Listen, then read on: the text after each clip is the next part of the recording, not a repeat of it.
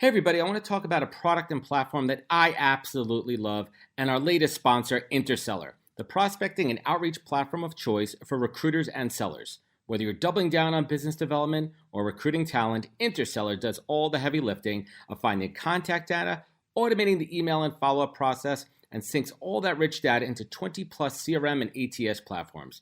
Reach out now and get going on a 2-week free trial and let them know you heard about it from Adam on the podcast today. Check out the link on the website. Appreciate it. Welcome to the podcast, where we introduce you to incredible humans who share their journeys with the mission to inspire you to harness your own inner tenacity to drive your life and career forward. And now, your host, Adam Posner.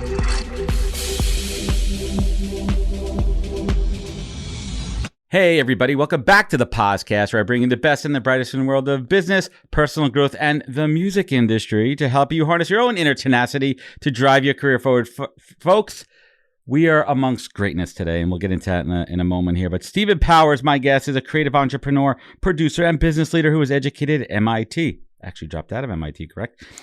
He has a long list of companies that he started and operated, including Agape Media International, Chameleon Records, Charlotte's Web for the Performing Arts, which is an incredible story, which we'll get into. And most recently, which I got to get out there at LA to see it, the Wisdome.LA, which is pretty badass. He also served as director of A&R at a little company you might have heard of called Capitol Records, and even worked as a director of entertainment at the 1984 LA Olympics. Stephen is a Grammy-winning producer and a 35-year member of the Recording Academy, and has made over 150 albums and soundtracks with artists that you probably know, like will.i.am, Tina Turner, the Beach Boys, Santana, John Lee Hooker, Duran Duran, Joe Cocker, and many, many more.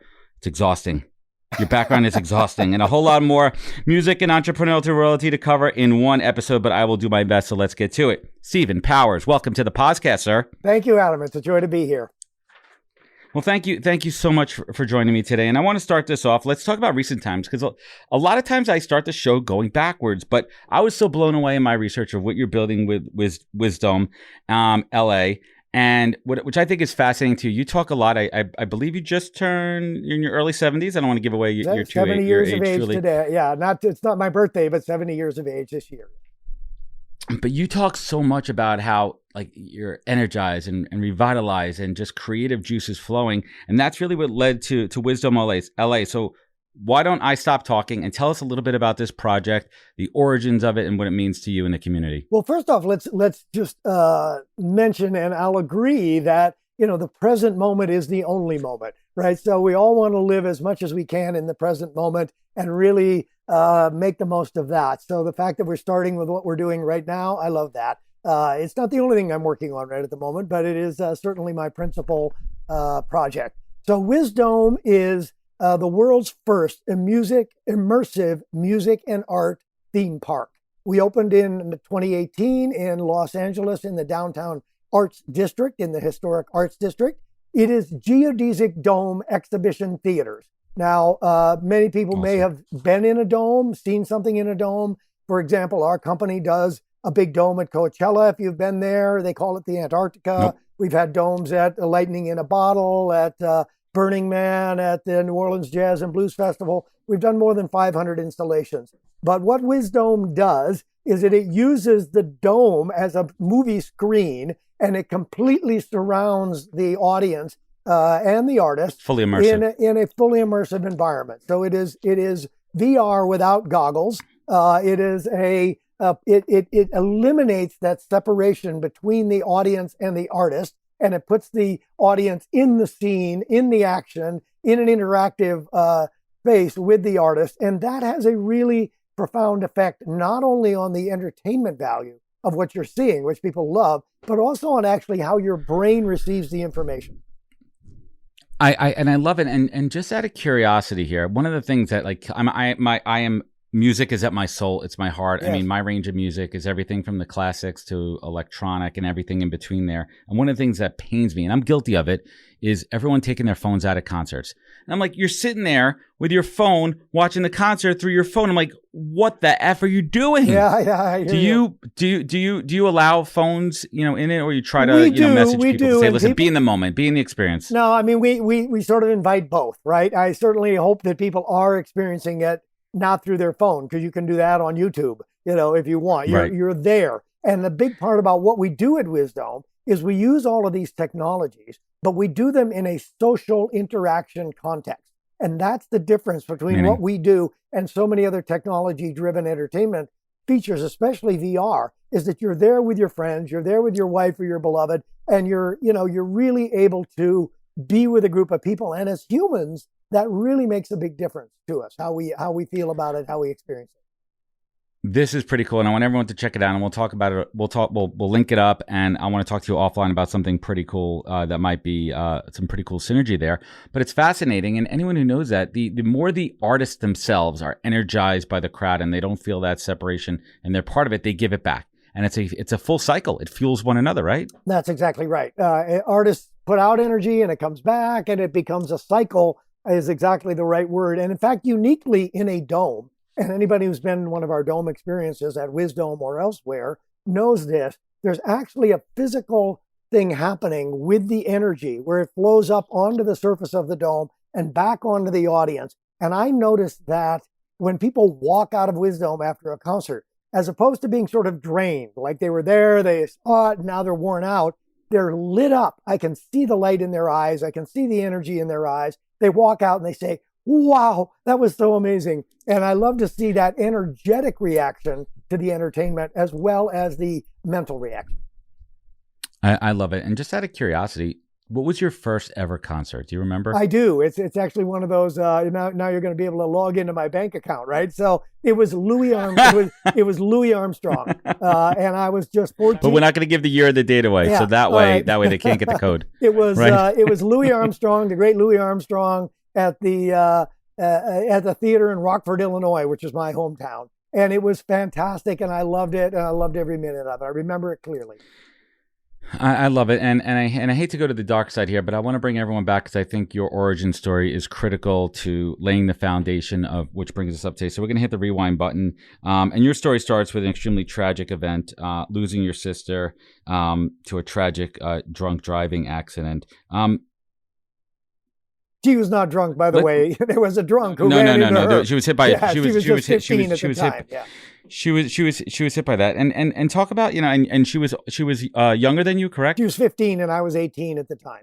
Yes, and she was being driven by my younger brother who was 16, and she was starring in the high school play on the night of her passing. And then this tragic accident happened.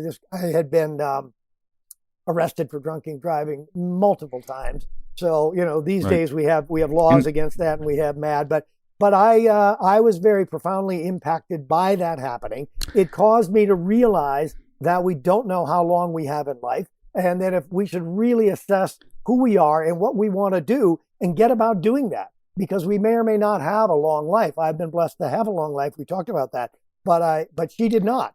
And so it really shifted not only my understanding of life and the time that we have, but also caused me to look inward and realize I was more of an artist than a technologist.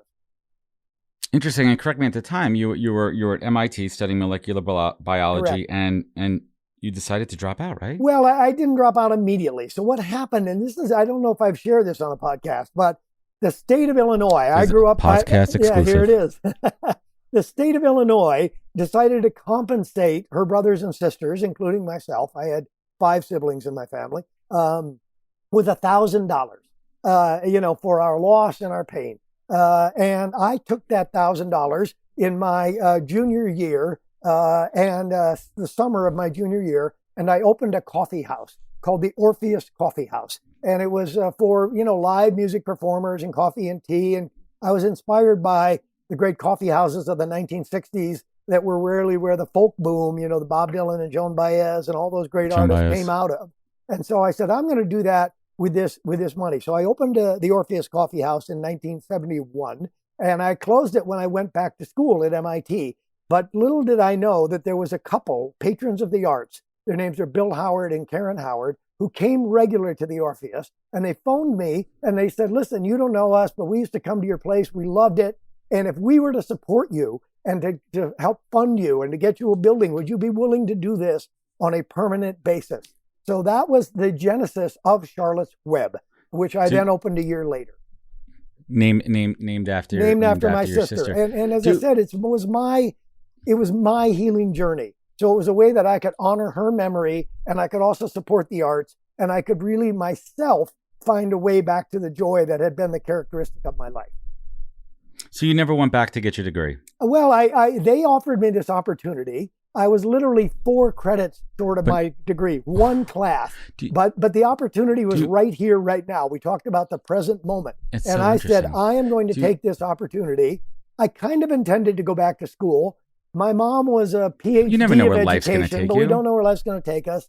And as it turned out, this put me on a path that I was very substantial and very rewarding. That's so interesting too. I mean, do you ever look back and say, what if I completed my degree? Or you're like, you know what, life took me in this direction.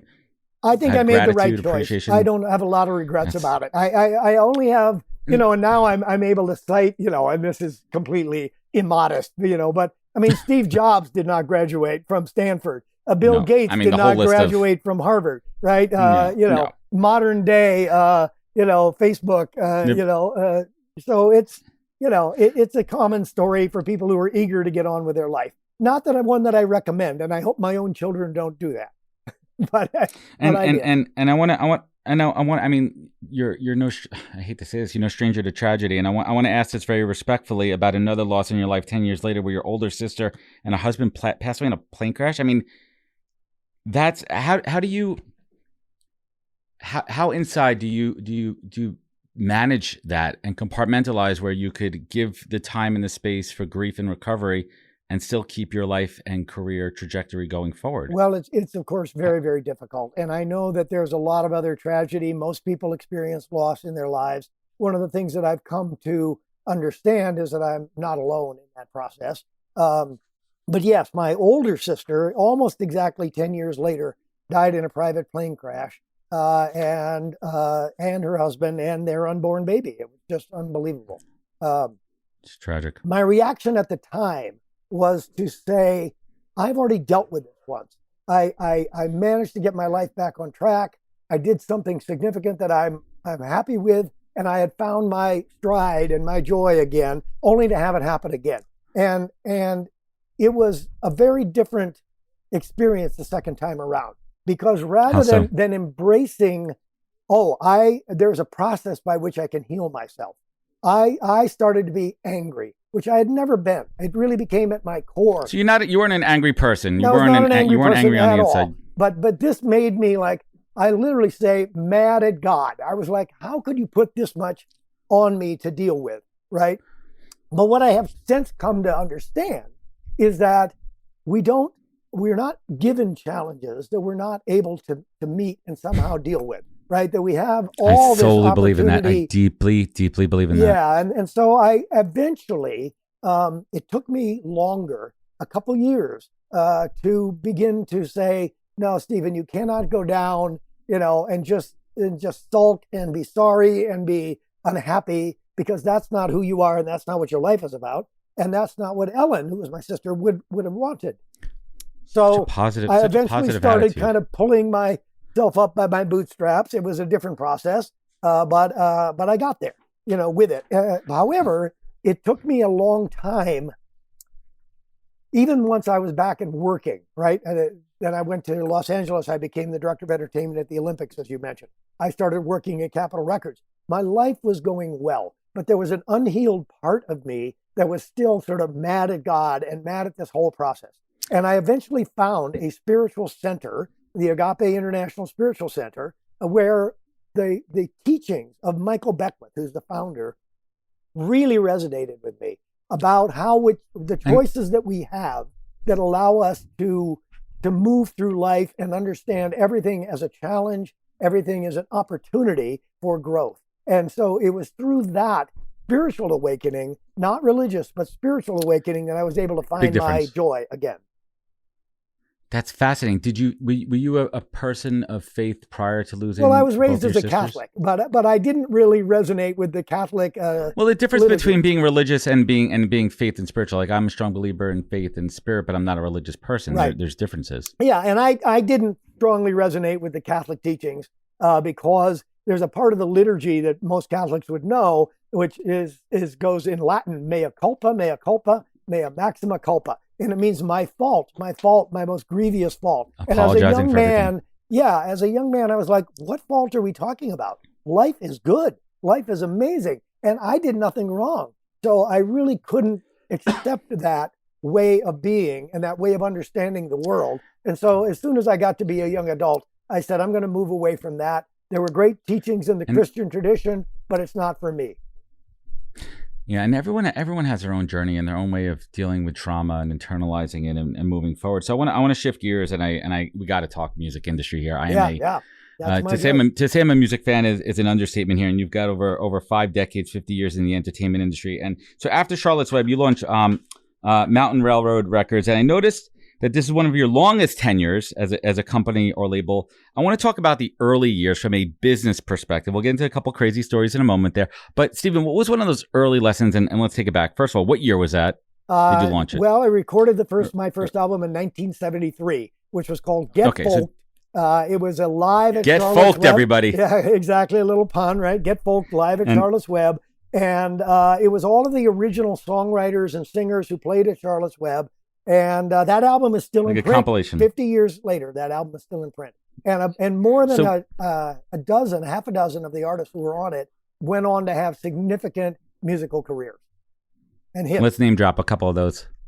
Well, Steve Goodman, Michael Johnson, Ron Negrini, artists that are not household names. Greg Brown was the second album that I did. But if you're into folk music, if you're into singer-songwriters, you would know my mom knows artists. him. Yeah, Steve Goodman, of course, was on an album that I did on Mountain Railroad called Gathering at the Earl of Old Town. It was the first recording of the city of New Orleans, which is now an iconic song. Everyone knows. Interesting. So let's go back to that early days of starting a business. I mean, what were some of the similarities and parallels and challenges to starting a business in the mid-'70s and starting a business in the 2020s? Well, first off, the technology is entirely different. So the skill set that you need if you're doing a record label is completely different, because when Apple Music came along, it completely upended the music business and how it worked, right? So instead it's Spotify and it's streaming and it's all of that. So it's a very, very different process. But it was also, back then, the idea of having an independent record label, although it had been occurring since the 1940s and the 1950s, and some of my great heroes were those people who founded independent record labels. So we're talking about Sam Phillips of Sun Records. We're talking about Jack Holzman of Elektra Records. We're talking about Vivian and Jimmy Bracken, VJ Records, that put out the first Beatles record and all kinds of great hits. It was an amazing label based out of Chicago. We're talking the Chess Brothers, who did Chess Records, which was Chuck Berry's label. I love these independent labels, and I love the idea that you could discover somebody. Sam Phillips discovered Elvis Presley. It wasn't RCA Records. It was an independent label. And the independent labels have always been the leaders when it came to breaking new ground in new traditions. And we saw that again when the rap music started happening and hip hop started happening. All independent labels, not the major. So they were my heroes, no, absolutely. And that's what I wanted to do. Interesting comparison. I kind of think about it too. It's kind of a similarity, a parallel. You think about these startups, and you think about the venture, companies that find them. Yeah. Right. These independent companies that find them and pull them up there. It's about discovering talent and having a skill and an ear for discovering talent. And listen, I'm a recruiter by trade. I am a marketing, advertising, and media recruiter. And I think having that skill set to discover talent transcends various industries in time. Would you say the same? It does. I agree with that. And I want to speak for a second to record labels, because there's a lot of opinion these days that, what do I need a record label for, amongst recording artists, right? And so my answer to that would be this. It used to be distribution. Now you can get distribution on iTunes and so forth. But what is different is that you actually get a person like myself, a consultant, a advisor, an advocate, who is a reflection and can help you to refine what you're offering. So not always does an artist know exactly what the best thing is, what their best songs are, or whatever. It's very good to have somebody who can be a sounding board for you. And that's what a producer and a record label can be. In addition, what record labels have always delivered is marketing. So it's one thing to put your songs on iTunes. It's another to have them not every artist is a discovered. marketer. Yeah, exactly. And so if you're not a marketer, you get a marketing team, you get a sounding board, you get advice and counsel, you get production. And it used to be you got money as well. So there were people who would pay for your recording. And yes, you can record in your home studio, but you can do a different level of recording in a major studio or a big studio, and you can do a different level of production. And different levels of quality there too. The podcast is brought to you in partnership with Vincere, the recruitment operating system, the all-in-one tech platform purposely built for recruitment and staffing to unify your front, middle, and back office operations. Vincere is designed by recruiters for recruiters. Both the company and the platform are the unique creations of successful recruiters who sold their business, saw a need for a better recruitment tech, and made it happen. And if you're looking to upgrade your recruitment tech and give your recruiters a new modern operating system, visit vincere.io/podcast. That's vincere.io/POZCAST for an exclusive offer. Thanks. So how the heck did you land the gig of the LA Olympics in '84? Oh, that's another crazy story. My life is filled with synergistic moments. I love synergy is my life, man. Synergy is my life. Well, I'll try to make this brief. I was living in Madison, Wisconsin at the time. I was the big fish in the small pond. I had Mountain Railroad. I had all the major acts that were in the Midwest, but none of them were nationally known. And I decided it was time for me to make a move to either New York or LA. And I knew people in New York. And so I moved to Greenwich Village, and I was living in Greenwich Village. But before I left, I had a beautiful little house on the lake in Madison, Wisconsin. And a number of college students moved in and rented the house after me. And as I left, I said, here's the phone number where I'm moving to in New York. If anybody is trying to reach me or you get mail to forward or whatever, the guy said, okay, well, we'll take that. So 6 months later, I get a phone call from the Olympics because I had sent my resume in, and it was the phone number for this house in Madison that had been there. Well, the Olympics called that phone number, and they said, we're looking for Stephen Powers. And the guy said, oh, well, he moved away like 6 months ago, but you know what? I think he gave me a phone number, and I think it's in a drawer here somewhere. And he looked around in the drawer, and he goes, oh, here it is. And he gave them the phone number for me in New York. And the woman called, and what happened is they had fired the person who was the director of entertainment, had been there for 3 years working on the program. They were dissatisfied with his work, and they needed to replace him 1 year before the Olympics. And so they told the secretary who worked for him to go look in the file drawer and see if she found anybody interesting. And she pulled out my info with that phone number. So she recruited you. She recruited me, and she called me and she said, you know, this is interesting. I'm gonna tell the next boss up. And in the course of the day, one day, I had 4 phone calls with the various levels of Olympic brass. And at the end, it was Peter Ueberroth, who was the head of the Olympics. And he said to me, I hear you're our guy.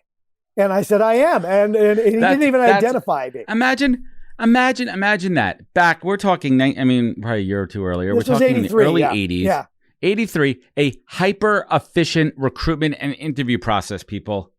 This is fascinating. It's a fascinating example. So how mind-boggling was it to be on a world stage like that? It was hugely life-changing. Hugely life-changing. Yeah. So he said to me... What do you remember? What do you remember from that? First off, I remember that there was 120 nations all living in the Olympic Village. And my job was to put on entertainment for the athletes in the Olympic Village. And it was actually a part of the security budget because Peter Ueberroth said to me, if we need you to keep these athletes in the Olympic Village so we can protect them. It was just 8 years after the assassination of the athletes in Munich at the Olympics. Yeah. And so it was a very hyper security scenario. And I said, great. And what was unique about it is that in my 10 years in business, it had always been market driven. How many tickets could I sell? How many records could I sell? And so forth. Here, it was a budget that had none of that associated with it. He said, just put on the most incredible program of entertainment that you can imagine and there's no limit on the budget, just go for it. That was very unique that was happening. And the other thing that was unique for me was it was the first time I had been in a world environment. And it really showed me how diverse the world is. when you bring 120 nations all together with their different culture, their different clothes, their different ways of being, and their different music, that was really exciting to me. So what was a maybe let's peel that back a little bit and pause here and talk about this. What was maybe a misconception you had from a global perspective about people, cultures, the way people from different countries interacted? Was there a misconception that got proven wrong to you? I think there was less a misconception than a lack of exposure. So I had not been able to travel the world. I had not been to Saudi Arabia or to some distant place in China or whatever. But all of a sudden, all those people came to me. So it was totally delightful. And I got to personally interact with them in the entertainment events that I was producing.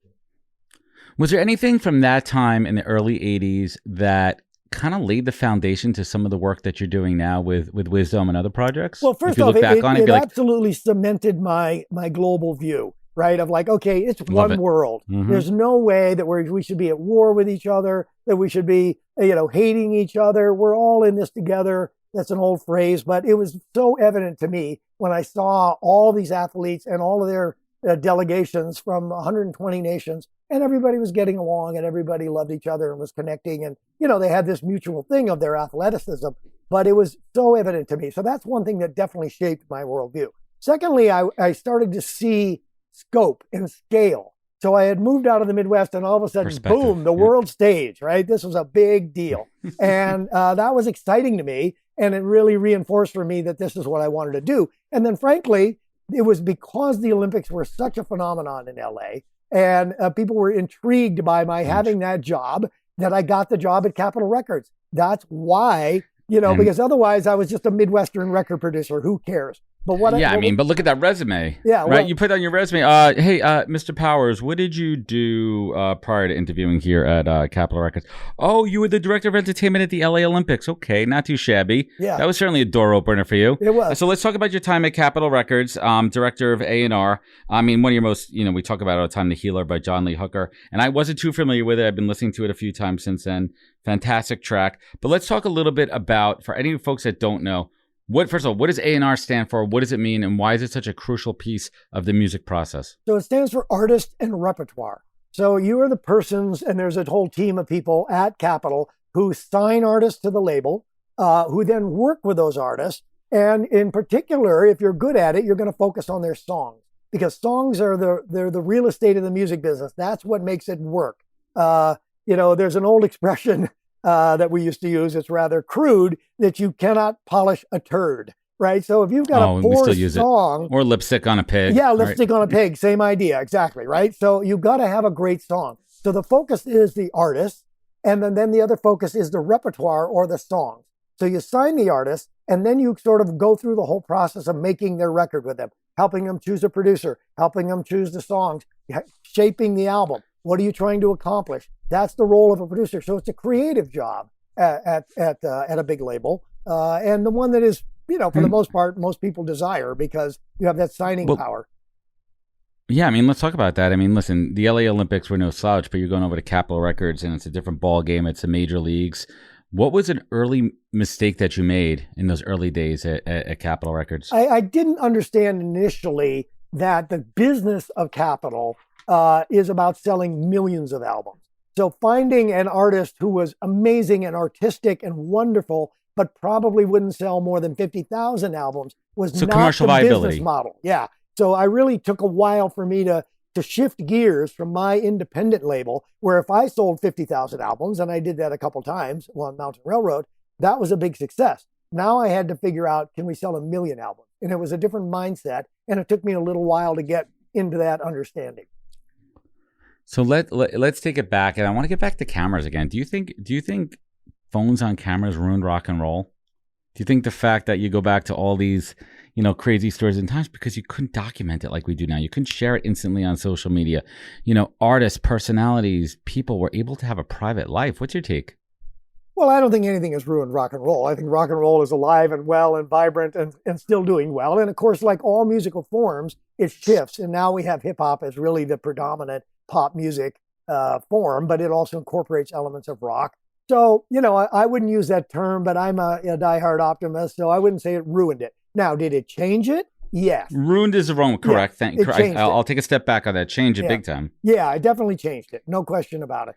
But let me come back to Wisdome and tell you something that I'm noticing there from my music business experience. So it used to be that in order to be a rock star, you had to look like Justin Bieber, have some tight abs, hit the gym, and you were really selling the way you look as much as the way your music was, right? To be that kind of sexy, star. Now with Wisdome, you can be 50 years old, like our Pink Floyd band that does Beyond the Wall, and they're called Think X is the name of the band. They're amazing, and they're all rock stars. It's Stephen Perkins of Jane's Addiction. It is cool. Kenny Olson of Kid Rock. It is Roberta Freeman, who recorded and toured with Pink Floyd, and Scott Page, who recorded and toured with Pink Floyd. They're all stars, but they're in their 50s. They don't look like a sexy young thing anymore, right? But they're playing better than they ever have in their careers. So what happens in Wisdome is the visual attention goes to the dome. The eyes go up. We're looking at these incredible visual images and storytelling that we're doing on the dome, and not so much just looking at the stage, at the star. So it is actually creating a second life that isn't focused on how they look. And I like that about it. I love this. Yeah. Wow. I love this. I mean, I'm sure they want some eyeballs on them, but as long as people are enjoying the music, it's a fascinating concept, like a fine wine getting better with age. Absolutely true. And it's interesting. I mean, let's talk about the rockers that are still out there. They're all still touring, the Who's coming back around. And many of them are playing better than they ever did in their whole life. They're actually better on their instruments than they were when they were 23. I saw for the first time, it's crazy. So I have a bucket list, right? Everyone has their bucket list. I'm finally seeing McCartney on his last date here in New York. I've never seen Paul McCartney. Last summer, my first big concert at the end of COVID, I finally saw Guns N' Roses, and I finally got to experience Slash. And I've never been blown, and I love guitar, and I've never been blown away by somebody on guitar like Slash. Wonderful. Yeah, he's an amazing guitarist. I actually got the opportunity to... we were talking about John Lee Hooker, to spend an evening with Axl Rose because he shared a dressing room with John Lee Hooker at a Rolling Stones concert that they both performed at. That's crazy. So Rolling Stones did a concert where they brought up people that they admired. One of them was John Lee Hooker, and Axl Rose sang Salt of the Earth, the great Stones song about, and he killed it. But he and I and John Lee were in the same dressing room all night, and he was fabulous. And he pitched his brother, who also had a band, to my label Chameleon through the whole night. He was like, "You got to sign my brother. He's great. He's great." It was wonderful and it was fun. But they are a great band. Great band. Axl's voice, I mean, it's I don't know how much it's holding up, but he still puts on a show. Yeah. And he's a great writer, and he's just a piano player too. Don't doubt the Axl Rose on the piano. Yeah. He's a pretty good piano player as well. What new rock out there inspires you when you're listening to? What bands out there in the last 5, 10, 15 years are you listening to that you love?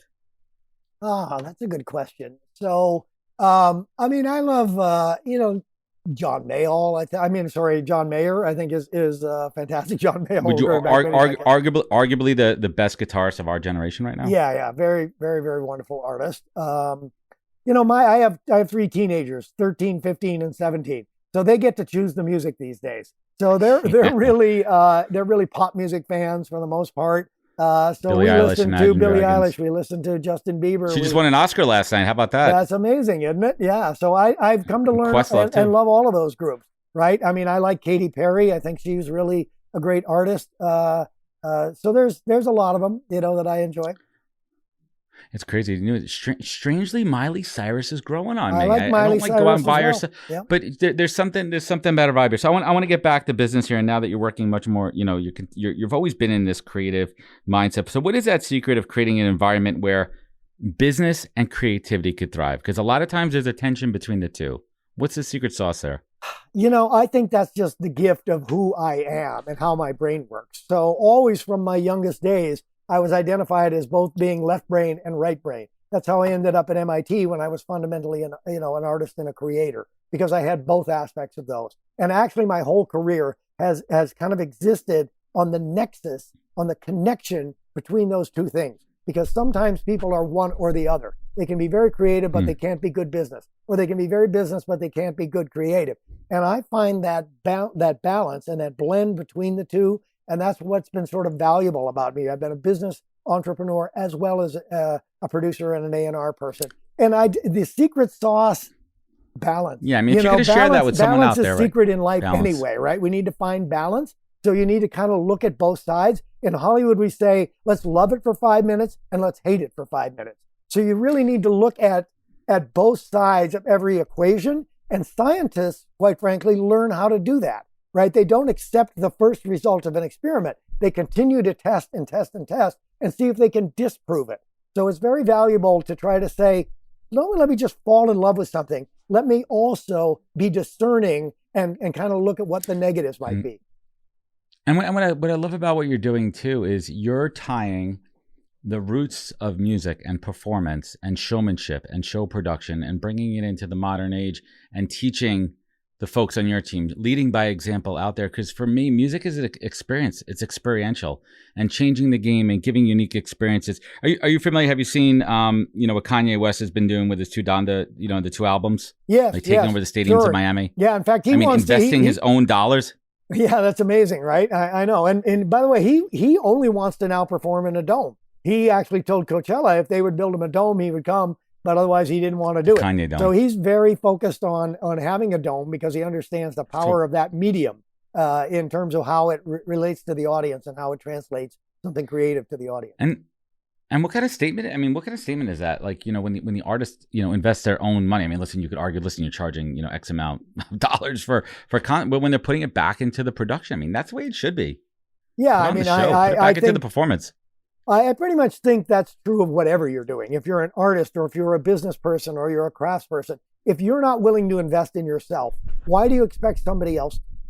It's a really important question to kind of ask yourself. And that applies to everything. So I'm gonna ask you a dream question here. If you had unlimited resources, unlimited access, who would be your dream act to have in the Wisdome? Well, we've invited a bunch of them, right? Last night we had Stuart Copeland at Wisdome for a Grammy party. Yeah, of the Police, right? The great of course. Stuart Copeland.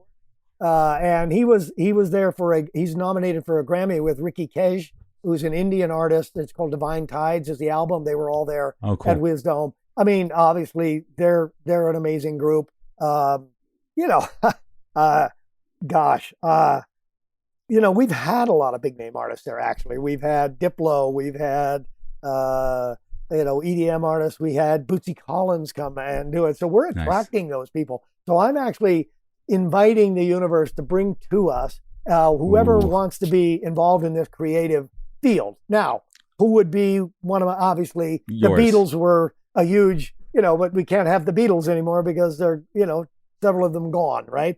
Paul McCartney would be an excellent choice. He's just, one of the most brilliant songwriters and artists and singers, of all time. And I'm going way back with these kinds of choices, right? Because I'm of that age where these were the people who were so profound to me when I was growing up. Today, who would that be? I mentioned Katy Perry before. Her brother performs at Wisdome in a band that is there. So she's been there a number of times. And she's another one that takes so much pride in her showmanship and costumes. Yeah, and she's about production. Something. She's about women's empowerment. Right? Same she's with Lady about Gaga. They have... Yeah, Gaga is actually interested in Wisdome and has talked about having a dome experience. Some of the artists would like to find a way to create something that uses their brand and that feels like the audience is very close to them, but they don't have to be there in person all the time. So to kind of create a show that kind of brings the people close to them without them having to be on the road all the time. It's fantastic. So yeah, but again, I would go back to some of the classic artists in terms of could be fun. Let's have the Beatles, let's have the Stones, let's have whoever. Give them a different experience, right? Give them a different experience than just being up on the stage here. So let's bring it home here. This has been a fantastic conversation. I love shooting the shit on rock and roll history. We need to use these opportunities on podcasts and other documentaries as a time capsule. To share with our kids, because the legends are dying, and that's why I said, on my bucket list, I'm gonna go see McCartney. I'm not gonna miss him. I was gonna go see Guns N' Roses. I did that. So let's bring it home here, Stephen. What is the single greatest piece of advice you've ever received that you take action on every single day of your life? Well, one of the simple ones is don't put off until tomorrow what you can do today. All right. So people often ask me, "How are you so productive?" And I fill every single moment with something that I can be productive with. So the other thing that I often share if I'm being a keynote speaker or on a show is people say, well, how did you do so much? Or how did you, get there? And I basically say, work, work, work. So it's the 98% perspiration, or 99%, 1% inspiration. Too many people think having a good idea is the end all and be all. No, it's having a good idea and then doing all the work necessary to bring that into fruition.